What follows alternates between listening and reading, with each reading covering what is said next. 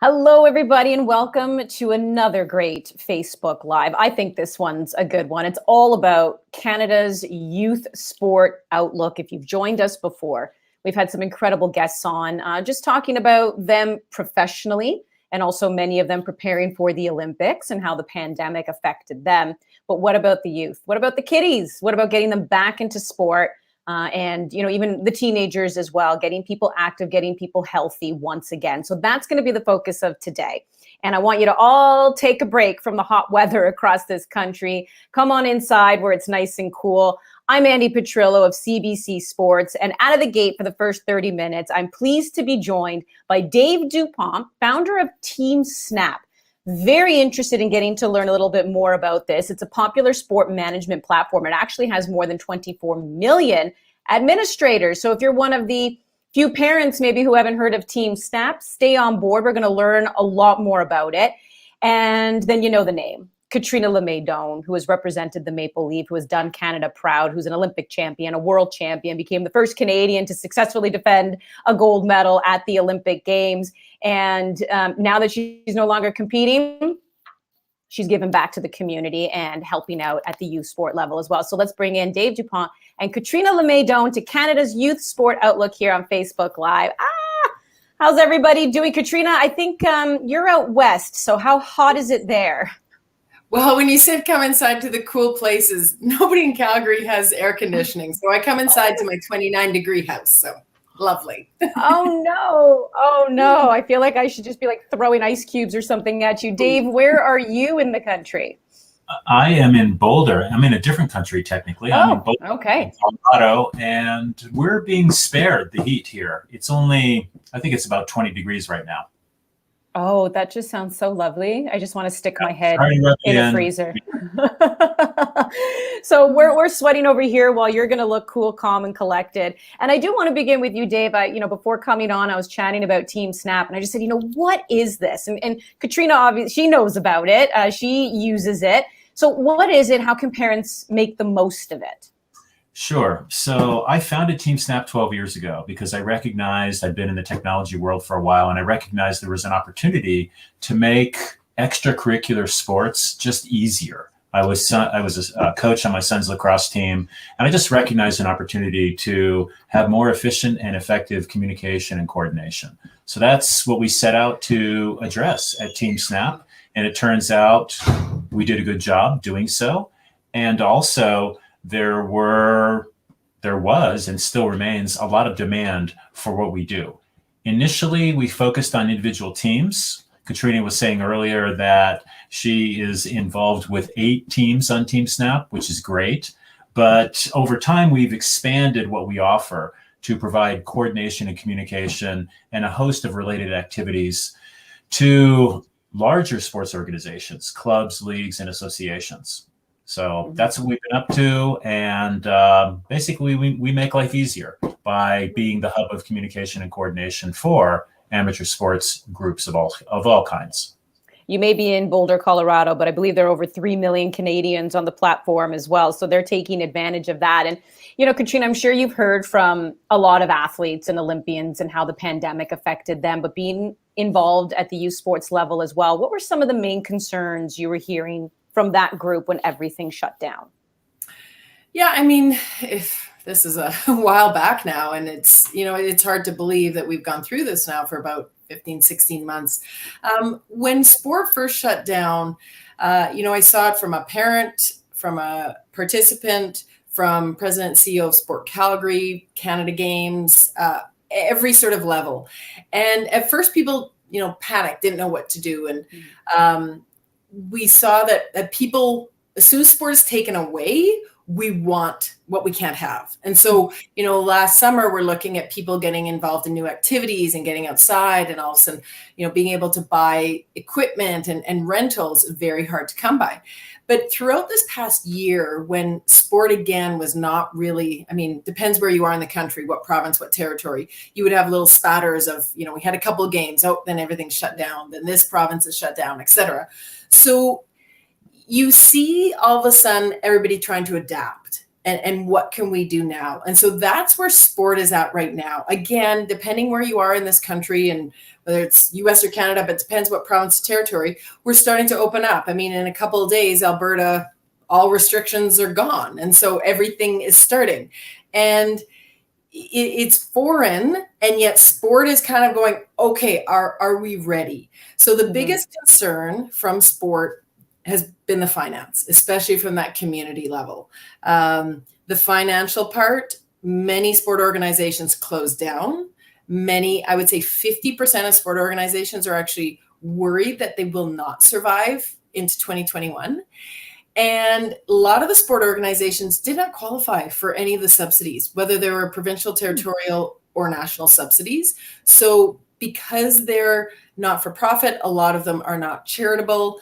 And depending what the subsidy was designed for, I would say most did not qualify. And people don't realize that. So financial is definitely the number one concern.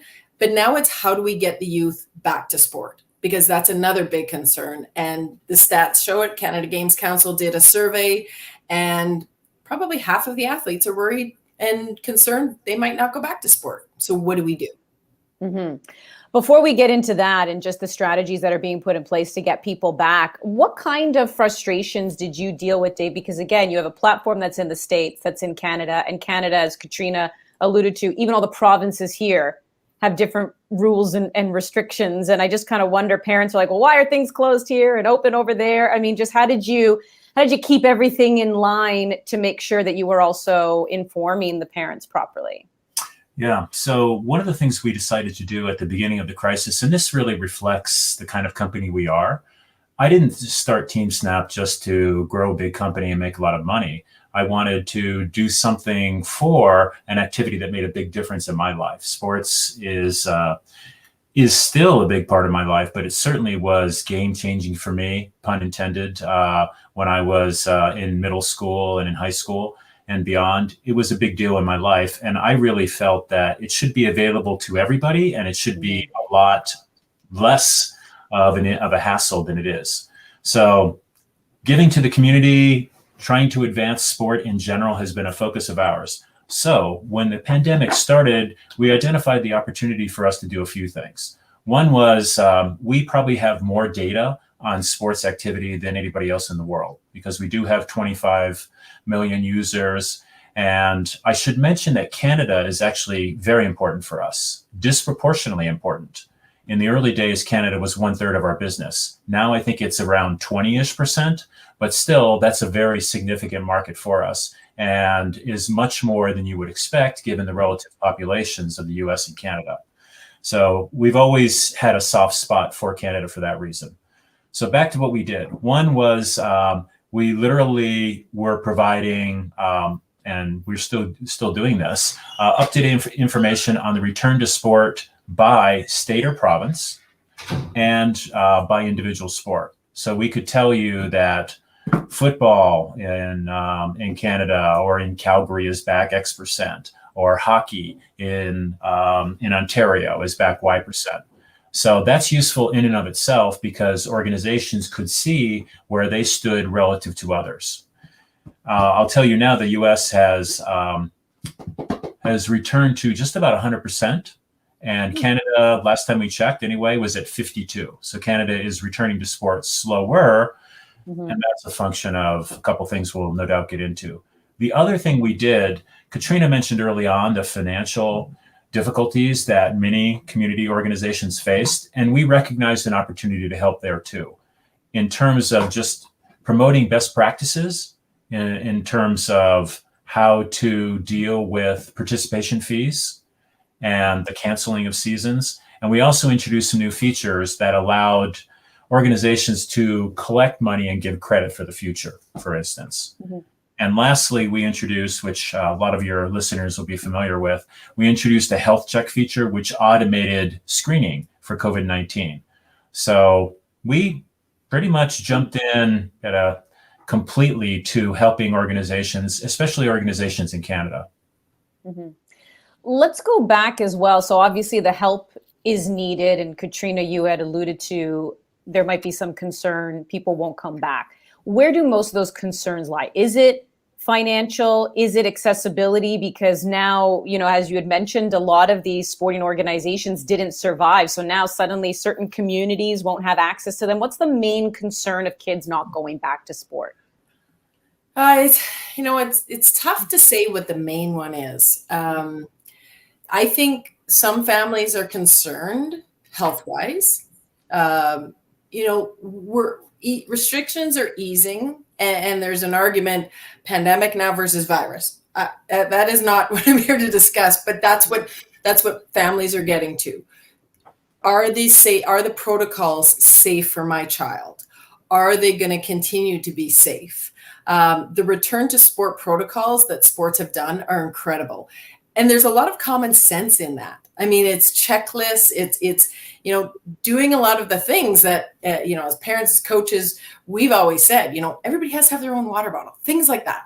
Mm-hmm. But then there's the financial. A lot of people have lost jobs. I mean, I'm based in Calgary, which was in a financial crisis before COVID hit. So now you start looking at the sports side.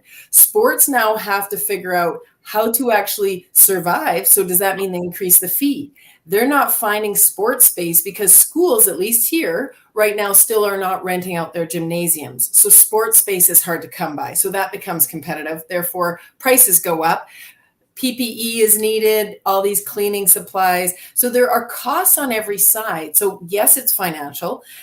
One other thing is that, all of a sudden families were together, which, as one of the counselors in Calgary pointed out, wasn't always the safest situation, depending on the dynamics of the environment. But the fact is now families, if they were pulled out of sport, they were not driving 5 days a week to a sport.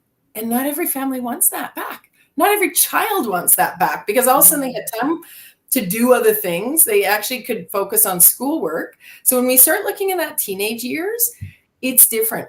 But that to me is a huge concern, because sport brings us the physical side. We know the mental health side, and that is now more important than ever. And the social side, which has been taken away. People are isolated. People are lonely. We need that social connection, and we need sport to be a priority. Again, I'm not saying the highest level of sport. I'm saying sport, physical activity must be a priority. And if there's a thought that people are not going back to it, we must change that. And I say we as a nation, community, provincial, territorial, nationally. Mm-hmm.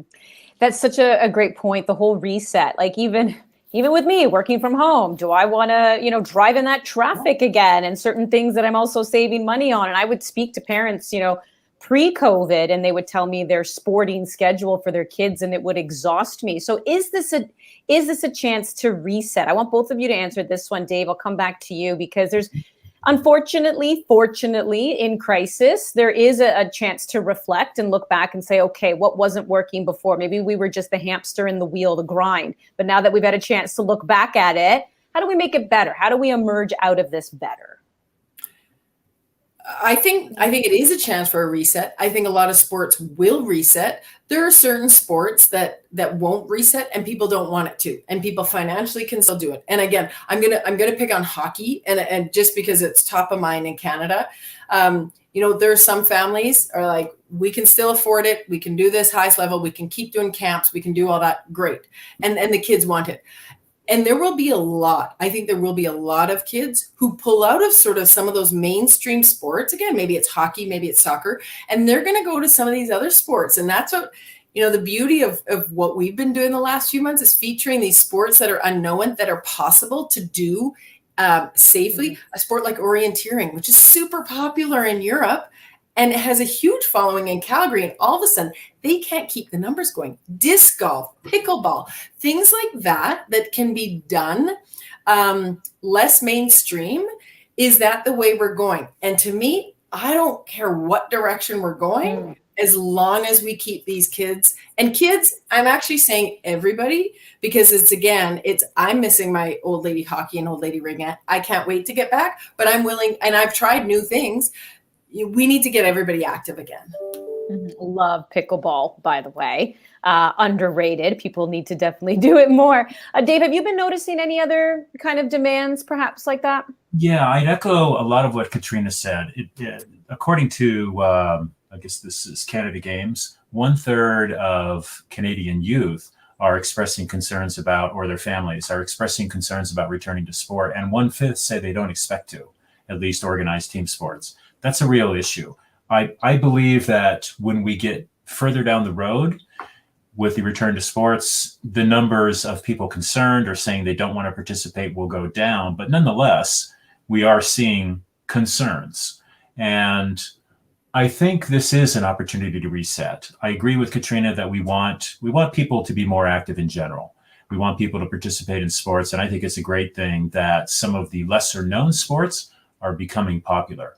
At the same time, I think some of the traditional team sports offer advantages that the individual sports don't, from the standpoint of teaching youth to strive toward a common goal, teaching how to work with a team in spite of the fact that maybe not everybody's of the same ability, and to really make up for people maybe that can't contribute as much, but to recognize their achievements regardless. I think those are all positive lessons that you don't learn in individual sports. And that's why we'd like to see more of a full-scale return to of team sports. But there are lingering problems that need to be, or we have the opportunity to address.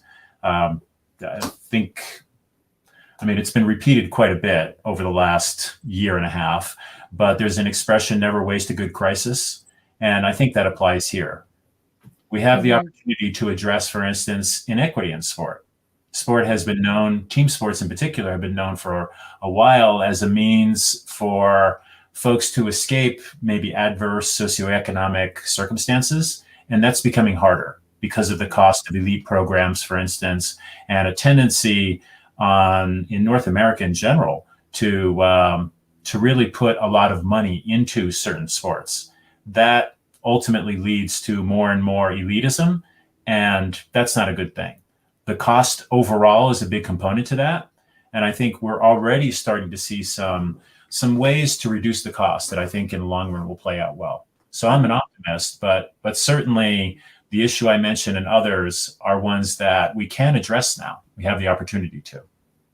Yeah, and some people writing in the comment section, Phoenix Blue Mobility, saying, I think one of the biggest concerns of parents are going to be paying 10 to 15% more for programs. And Dave, what you just said there's also a concern that some kids will be squeezed out of after-school program due to the increase, in fees. And then Jonathan Wood. So this is part of the reset conversation. Return allows for more opportunity for accessible sports and recreation, more inclusion. Catriona, how important is it to to get the message to the decision makers, to these federations, to say the easy answer is to say, get the elite athletes out there, charge them this because we know we can do that. But wait a second, there's this whole other group where, you're missing the plot, right? With this whole other group. How important is it to get that message out? Yeah, and just interesting with Jonathan Wood writing in out east, but we work together on this inclusion side. And when we talk about getting everybody involved, let's look at those who were not able to participate during the pandemic was even higher for anybody with a disability. So I'm talking physical or intellectual.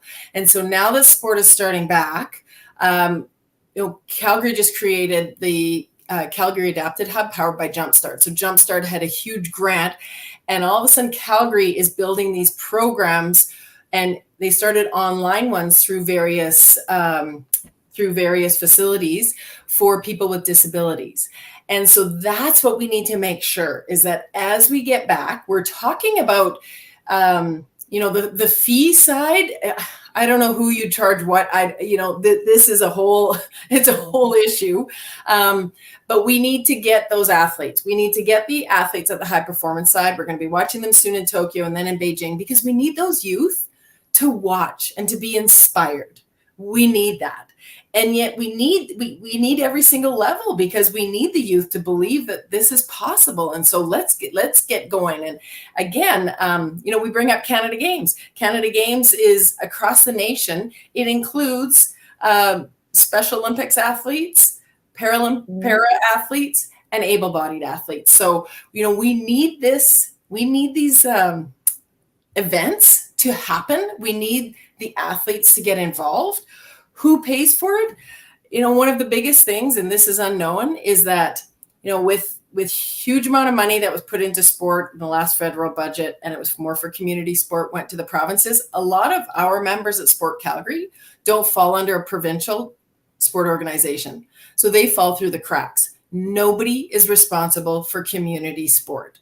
They fall through the cracks. So who is going to pay? Right now, unfortunately, it is the families. It is the parents. And that's a problem. Mm-hmm. How do you think technology can help with that, Dave? Well, technology can help in a couple of ways. And I would argue it already has, because if you think about it, like take a simple thing we do. We provide a variety of tools that help organizations collect money, collect funds. And before we existed, the way that was done was very manual for the most part. I mean, people collecting checks and such. And by providing an online tool, it just frees up that resource. So we actually lower costs for the organization. We think about it as making life easier. But if that means that we're taking away an onerous task, I'll give you another example. In the early days of TeamSnap, talked to a soccer coach here in the States. And he told me that I think he was coaching an 8-year-old soccer team. And he was very concerned about a change in practice time or place, or game time or place, resulting in parents and kids not knowing where they were supposed to go. So he'd send out an email and tell them about the schedule change, ask them to confirm that they actually had gotten the news. And he told me no matter what he did, about 25% of the parents of the team members didn't respond. So he was worried about an 8-year-old girl being left at the wrong place. So he called them up and he said, and Dave, it wasn't a quick 5-minute conversation. Hey, did you get the email? The practice has changed or whatever. It started that way, but it evolved to, while I have you on the line, why isn't Susie playing more? Or what can she do to be better? So he said every one of those calls was 15 minutes. So a few people on the team not responding to that email resulted in him spending hours. So that's one of the ways we can help. When schools can manage facilities and charge for them, or rent facilities, you mentioned that's not yet possible. We provide tools that enable that facilitate renting of facilities so organizations can use them more effectively and ultimately lower participation fees. And then lastly, and this is something that we did throughout the pandemic, by providing a means for people to stay connected, you just enable people to work more effectively. And I could go on forever, I'll name just one more thing. Technology is showing promise in a lot of different areas. I'm actually not familiar with hockey apps that can do this, but in a number of sports, we're starting to see applications that enable people to develop their skills independently. Like I'm thinking of Home Court, which is a tool that can allow you to improve your basketball shot. I wish this had existed when I was in middle school. Nice. So, okay. Things like that actually improve performance and cost far less than having dedicated coaches. So those are some examples. Okay. Yeah, no, they're fantastic examples in efficiency as well, and helping coaches in the communication process as well with families. Mm-hmm. We have a few more minutes here with the two of you, and I wonder, Catriona, again, as somebody who's shone on the big global stage for Canada, we know that in order for Canadians to have success on the world stage, be it World Championships, be it at the Olympics, they start young, facilities are available to them. What is your concern? What is your hope for the long-term impact of sport within the Canadian identity? Oh boy. We say we make sport a priority, but I really question in this country, do we make sport a priority? And And it's tough to say this, but sport should be that important at the federal level.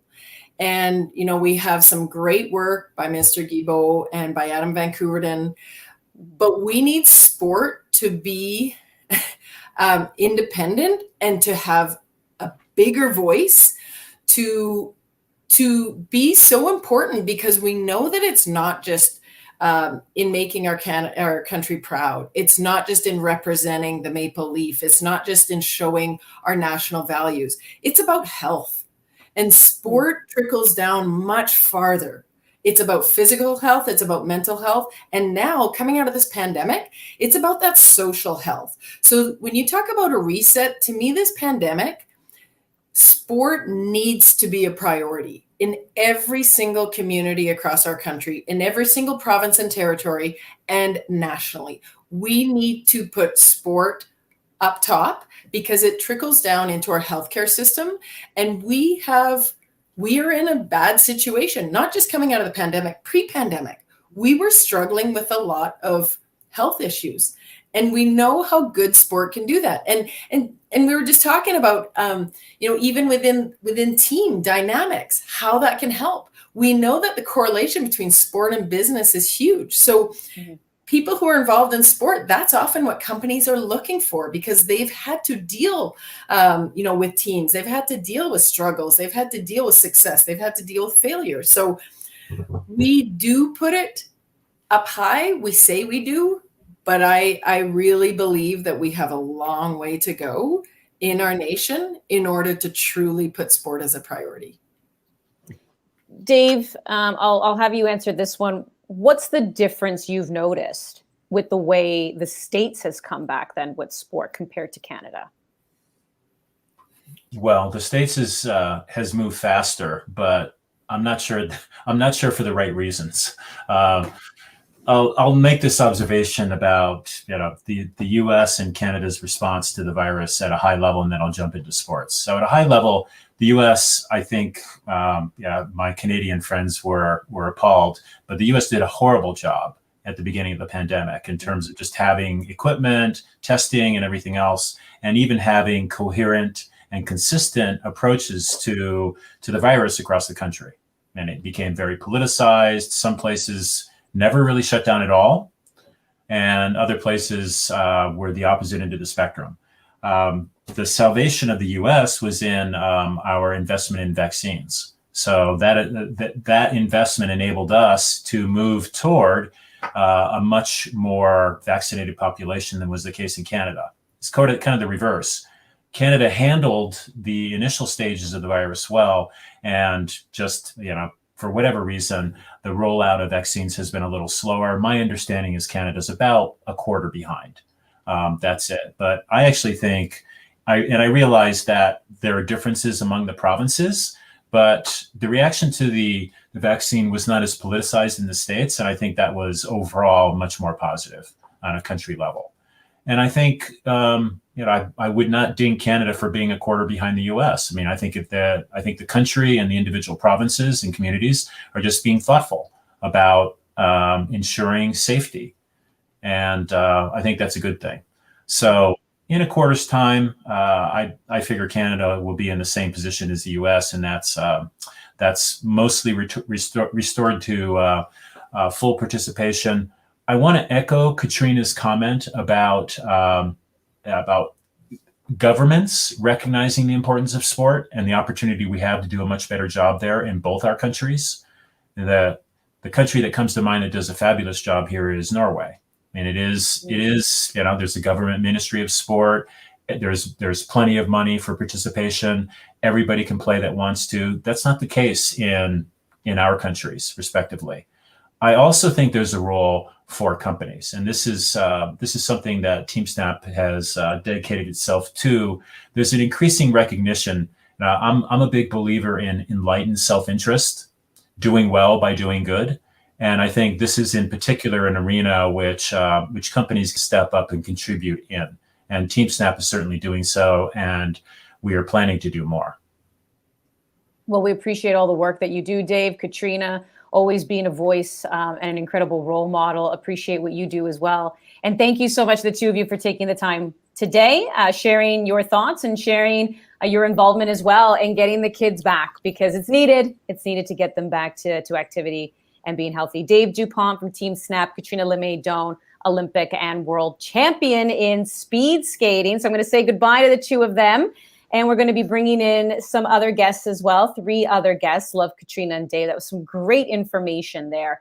And coming up next, we're going to have some people as well who run certain organizations. So what's the path to getting things back on track with them as well? So we're going to have Colleen Grimes, VP of Promotions at Ontario Lacrosse Association. This is the governing body for the biggest lacrosse association in Canada. Vidal, Massiah, founder of the Hoop Factory. In a couple hours' time, I'm going to be hosting the Canadian men's FIBA Olympic qualifiers. So basketball's definitely on my brain. The Hoop Factory provides, it's a hardworking and it's a fun environment to nurture the development and love for the sport of basketball. So that's that camaraderie that Catriona and Dave were also talking about too, and getting kids back to sports. It's not about elitism. A lot of times it's just about building character too. And Laura Stacey, she's joined us before on these Facebooks Live. She's a great member of the Canadian Women's National Hockey Team, affiliated with Montreal with the PWHPA. And she has also represented Canada at the Olympics, picking up silver at the 2018 Pyeongchang Olympics. So the 3 of them are going to be joining me next year as we continue to take a look at Canada's youth sport outlook. How do we get the kids back? How do we get them going? How's everybody doing? Great. Hey, Andy. Good. Thanks for having us. Well, Vidal, I want to start with you because I just said in a couple hours that we're going to be watching the Canadian men take to the court against Greece. I mean, are you excited for this? I mean, they haven't been to the Olympics since 2000. Yeah, I think we got a great roster. We're really young. We got some exciting young players, and it's always great to have an opportunity to do this. So, I'm excited. I know, I'm excited, and I'm always nervous. Doesn't matter. You try to be an objective broadcaster, but as a Canadian, I always get a little nervous. Colleen, I want to start with you, and I just want to talk about the Ontario Lacrosse Association and where we're at in its return. How did the pandemic affect things, and at what point did you really kind of sit down and say, this is our strategy in making sure, we can reopen and make ourselves accessible again? Yeah, well, I mean, it's still fluid. I was elected back in November, so I came into it relatively after all the heavy lifting was done by our board in the initial response to the pandemic. But now we're in the second part of that, which is sport recovery, which is incredibly important. Of course, it's what we're here to talk about. And in Ontario, I mean, it's tough for us because we're seeing a lot of our counterparts out west and other provinces get back on the ground, and we're kind of still on the sidelines here. We do have a great working relationship with the ministry, and I know Minister McLeod is really focused on getting everyone back on the floor. We have protocols in place right now for our return to play, but like I said, they're still very fluid. We have teams that are out practicing, but being a contact sport, lacrosse is not able to play yet. So we're anxiously waiting for step 3 of the reopening, where we can probably return to some normalcy. But even right now, and I know you guys are talking about this earlier, the grassroots programming is what's really struggling, because the teams that we have out right now are primarily our rep teams, and they're just kind of getting ready for some kind of activity that we hope to give them in step 3. Mm-hmm. Vidal, how did you have to pivot when things shut down as well, and how were you able to access the kids? Huge pivot. I'm actually sitting right now inside of a building that we've retrofitted into a training facility. So that was a necessary pivot. Hopefully it's a blessing in disguise once we do reopen, but it's the only way to keep some of our kids going. We have a bunch of talent in our program. I know it's not something that we want to focus on, but that was a focus for us. Like, we work with a lot of high-end athletes, kids that are working for scholarships, and to see them completely shut down for a whole year would have probably meant their dreams are just, dreams deferred. So it's been kind of, we've been blessed to be in this, position where we can afford to do some of this stuff. And but that was the move. It was, we got to do something. If not, we're going to lose out on a generation of talent. That's the approach that we took, at least. Mm-hmm. Laura, I wonder if you've heard anything, because when there's been this talk of return to play, which I touched on as well with Catriona and Dave, there's been a concern that certain groups will be left out, right? Whether it's, people, whether they have physical, mental disabilities, or whether it's just young kids who maybe are not going to become pros. They just want to play for the sake of playing. And of course, there's also the concern that the boys' sports will come back sooner than the girls' sports. Have you heard any of those types of concerns as well? And kind of what have been your concerns too? Yeah, I think obviously it's following along on social media as well. You see and you hear a lot of those things, and obviously that's fears and that's possible. But I haven't necessarily seen it firsthand yet, and I do think in hockey, and I know girls hockey associations are really trying to not let that happen, and trying to make sure that youth sports does come back, and it is not just the GTHL in Ontario and the boys, and the girls do receive that same treatment. So there's some positive strides. And so if that can kind of also happen throughout this pandemic, and the ability to come back and recover, I think it'll push those games along even further and make them kind of, that's what we've been saying, 2 steps backwards hopefully pushes you 5-6 steps forwards. And hopefully that's the same thing for youth sports, and to be honest, all those groups that may not be the first ones to come back. Mm-hmm. Colleen, what's been the biggest concern expressed to you by parents? If you've communicated with any of them, what's been their biggest concerns? I mean, it's hard to nail down. There are a lot of different parents, and every family is different. And I think that one of the biggest ones that that I've personally heard from parents is that the truth is that kids with means have still been playing through the pandemic, and families who can afford to play have been finding private sessions, participating in camps, even in the United States, and less privileged kids have been sitting on the sidelines. And I think that is a large divide that will be really evident next year when we all hit the floor again together. So when we talk about uplifting any marginalized group, whether it be girls and women in sport, or newcomers to Canada, or people in rural and isolated communities, that all has to be part of our strategic planning going forward, because in Canada, diversity is our strength. We always share love of sport. Obviously, that's why we're all here. And physical activity has to be the power that builds these bridges. And that's why I think provincial sport organizations like Ontario Lacrosse, like we're just one in Ontario, it's so critical to the sport landscape that we keep these connections for the kids. Yeah, we've really seen that, right? Like during the pandemic, you see the divide, you see the separation, right? People who can continue doing certain things, and others who unfortunately have not been able to. And I'm wondering, Vidal, you talked about a lot of players who obviously had the ability to move on, whether it's scholarship, NCAA. What were the frustrations maybe that you dealt with there? Again, when you're talking about Canadian kids versus American kids, where things never really seem to slow down all that much, right? Well, our 2020 graduating class, it was tough to get some kids scholarships. It was just the entire recruiting game changed. Coaches weren't allowed out through the pandemic to see kids in person. So everything became video based. There wasn't that connection in person where you can meet somebody, get a sense of their personality, and see if it's a good fit for your program. So it became laborsome. It became a lot more work on my end, whether it be cold calling, more coaches, or just circling back to see if there's opportunity. So the pandemic's changed that part of the game, for sure. It continues now with the transfer portal. At that level, you have over 1,000 kids in that portal trying to find new homes. So, and again, that's just all a reflection of the pandemic and things kind of being, just not normal. And then just the training aspect. We had a couple of kids who were at home all year who were on scholarship, but it being their freshman year in the Ivy League, and the Ivy League choosing not to play, they were at home training, just trying to maintain some type of, rhythm and some type of, progression. And that had to be extremely hard on their mental health, on their social well-being.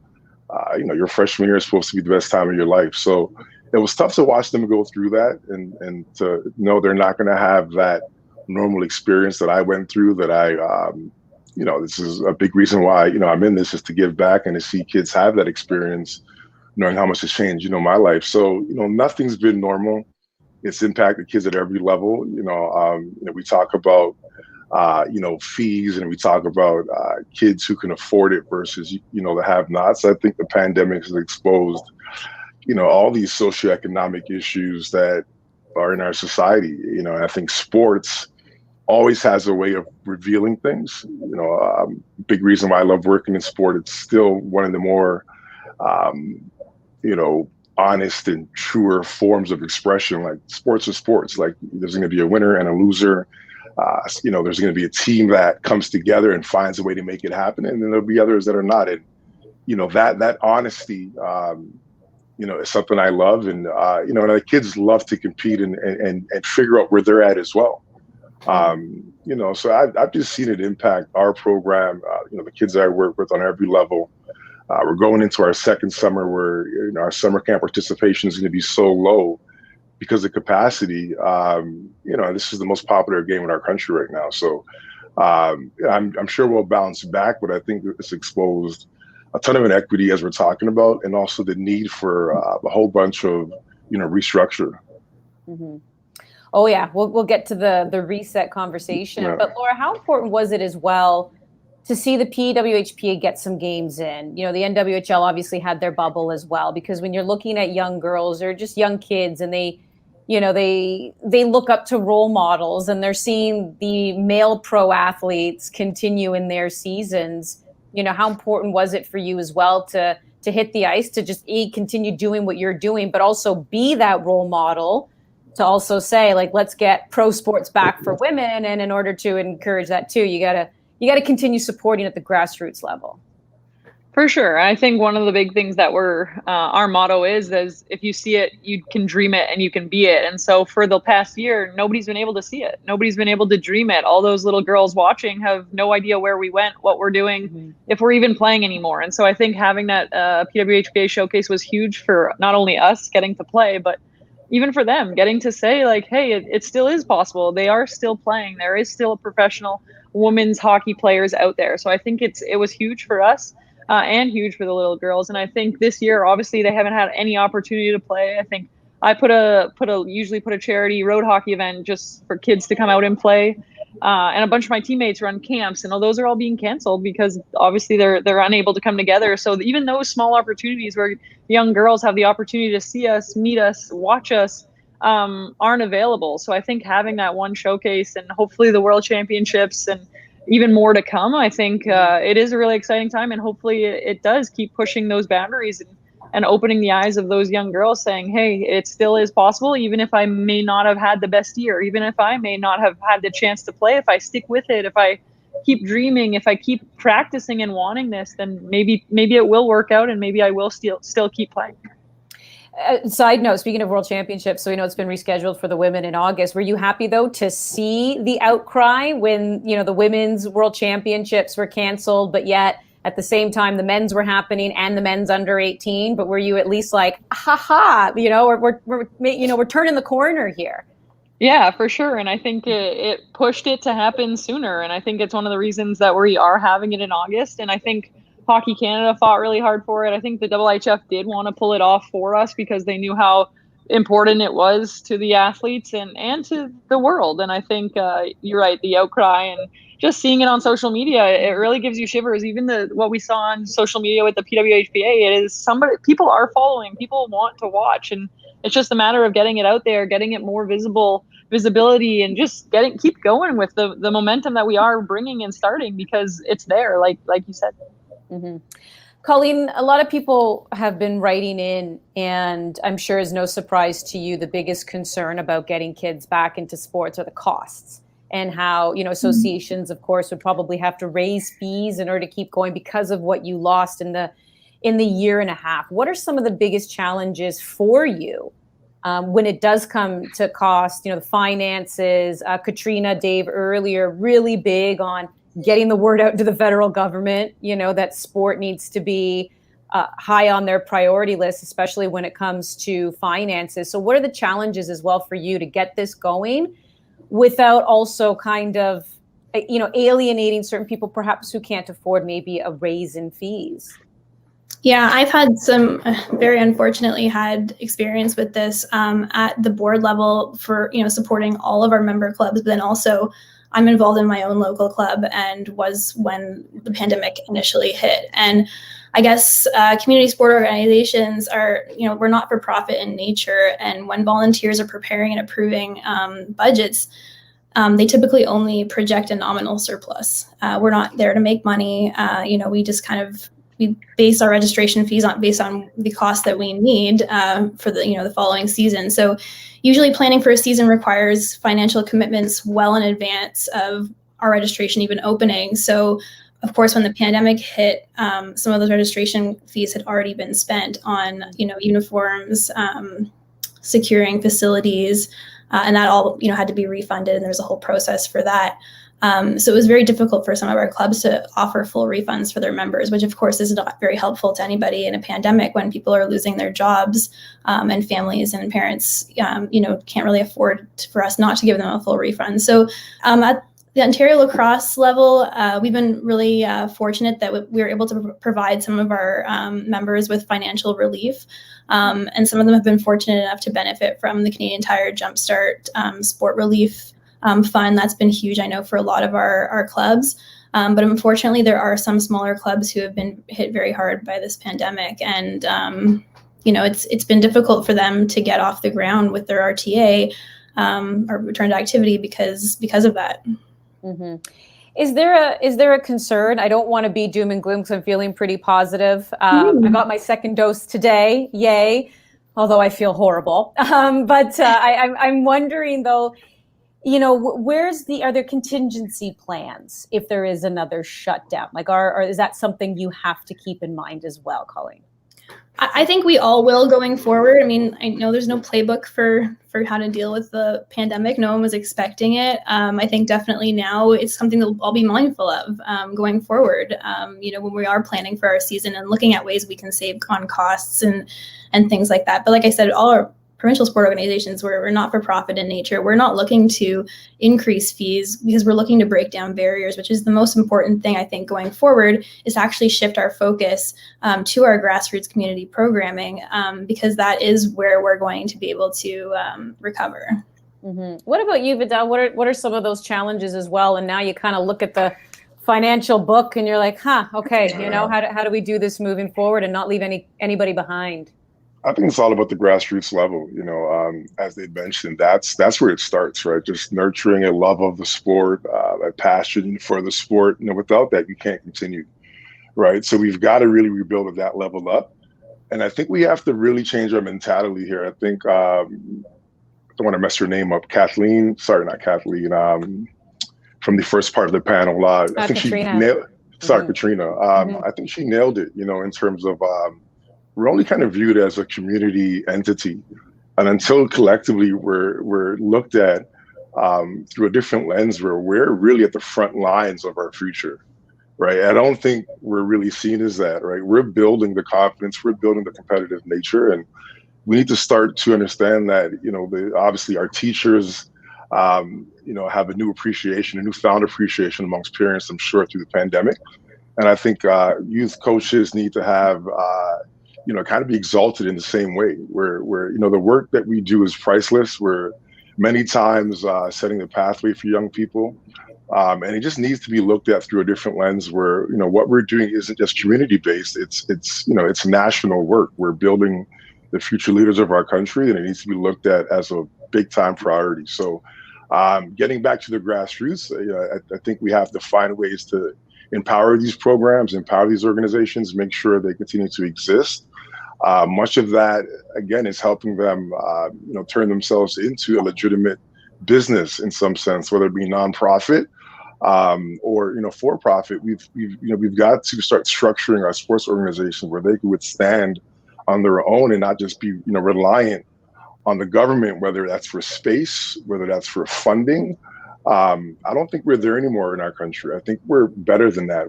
I think we're producing athletes at a high enough level.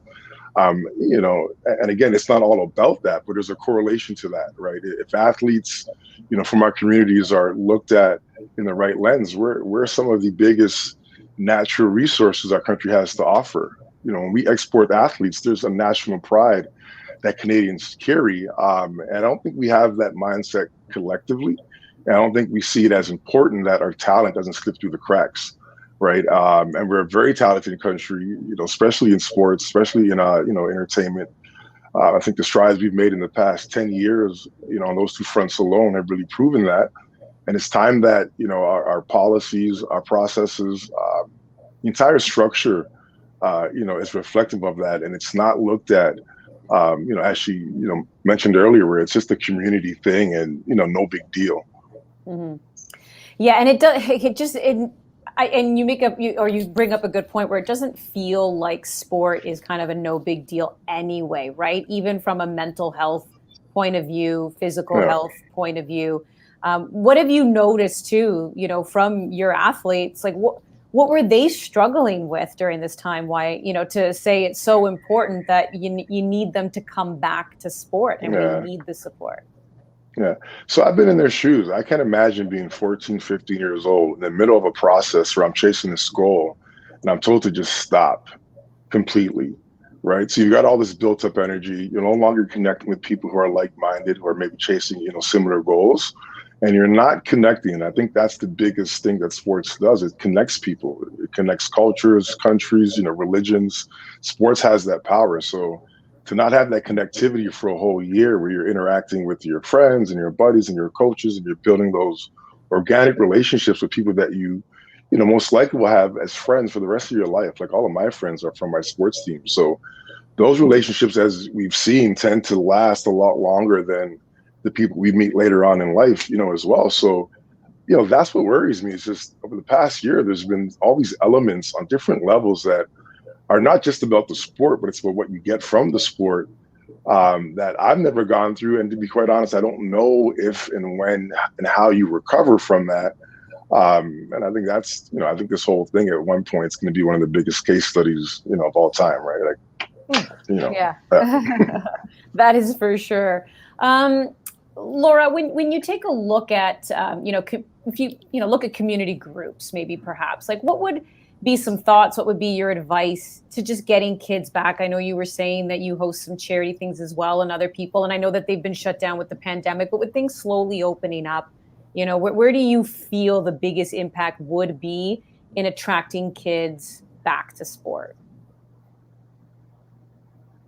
That's a tough question. I mean, I think I think I would have to say like the friendships and the connectiveness as well, and kind of allowing kids to embrace that. And I think a lot of kids have 100% lost out. We even as professional athletes, we've lost out on that connectiveness. And I think that to be able to get that back, you just need to start. You need to put your kids as best as you can, whether it's just simply going out on the street and playing road hockey with other kids, playing lacrosse with your next door neighbor, throwing hoops with your parents out on the lawn. I think it's taking slow steps.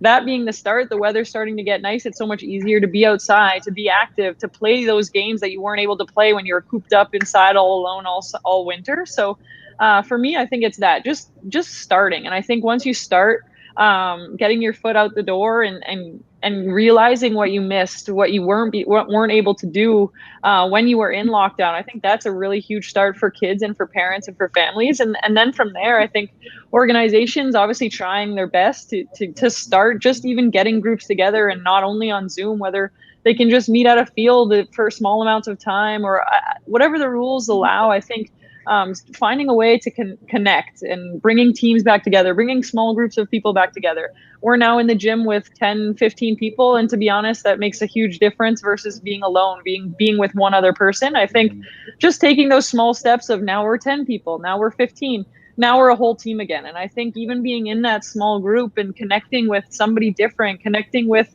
somebody new, somebody who's on your team, who's fighting that same battle, who's training for the same thing, who has those same goals. I think that's the biggest part. And so as soon as we can start those little connections, even if it is your neighbor, even if it is a little group on your street, that's a start, and I think goes a long way and then pushes further to a whole team eventually, which obviously is the end goal. So obviously finances aside, we know that's the biggest thing too. Sometimes that can deter parents from putting their kids back in. But, again, earlier we heard that health, bottom line is there are some people who've been completely freaked out, by the pandemic. And even though vaccinations have gone up and case numbers have gone down, there's a real concern of having their kids in, an area, and lacrosse is a contact sport. What are some of the things that you have had to implement, Colleen, to make it a safe environment? Well, our first return to activity document wasn't very popular with the lacrosse community. We had to take contact out of the game completely, which makes it pretty difficult to play. So there was stick contact allowed.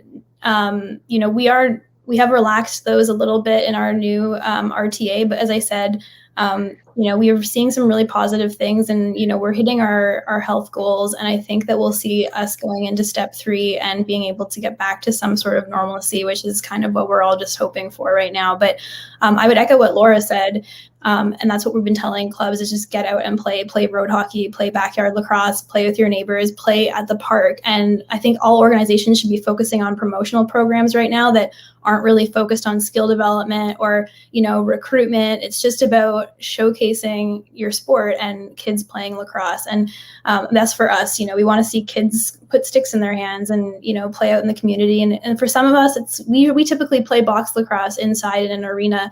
The fact that we have to play outside right now is great because we have outdoor boxes and we can expose the game in a way that we don't typically do because we play indoors. But I think there's nothing better and nothing stronger than having community programming outside in our outdoor boxes right now, because people are outside, and that's going to be the best promotion that we can get for the sport. Vidal, last word to you. What is your plan moving forward as well as restrictions also start to ease? Just try to get back as safely as we can, to be honest, and get our programming going. I think Colleen nailed it. It's not about the top level athlete right now. It's about getting that youngster involved who's new to the sport and hopefully accelerating the growth at that level, because we need more kids playing all sports coming out the pandemic. So we're focused on that. Our youth programs, our summer camps, again, this is our 18th year doing it, and the past 2 have been really tough. So trying to get those back to some kind of scale, again, in a safe way. And that's going to be the bulk of my summer. I'm on the road a bit in the US doing some AAU ball. So that's going to be very different. I'll be coaching, and I've kind of missed that element as well. That's not been something that's been talked about a whole lot, but I think the coaches who, really pour their heart into it, who haven't had the chance to express themselves in that way and just kind of have that energy. I think that's also been tough. So I'm looking forward to that. And also, a little bit anxious about the challenges of putting teams out there. The kids are vaccinated, our coaches are vaccinated, but we haven't played in a year and a half. So what does that look like in respect to this process? So busy summer ahead, but just looking forward to getting back to some normalcy. Yeah, we all want to get back, but you're right. There is anxiety there. And I just feel like the main message is, if any, parents want to get their kids back, anyone wants to get back into it, call, the local association, ask questions, talk to other parents, talk to each other, and, be each other's support group, and because you guys coming here are very open and willing to say, this is what's going on. This is our facility. This is what we're doing. This is how we're moving forward. So communication is very key in getting back, because I think we can all agree how important sport is to mental health, physical health, and then, even on that elite level, producing incredible Canadian athletes who are getting it done on the pro and Olympic stage. I appreciate the 3 of you taking the time. Great stuff. I wish you the best of luck moving forward as well in your sport and in your organizations, because yes, we all want to see sport thrive in this country. And thank you to everybody who's tuned in today, our previous guests, Catriona and Dave as well. Hope you enjoyed Canada's Youth Sport Outlook as we slowly get back to a sense of normalcy. Thank you, everybody. I'm Andy Petrillo from CBC Sports. We'll see you later. Thanks, Andy. Thanks, Andy. Thanks, Andy.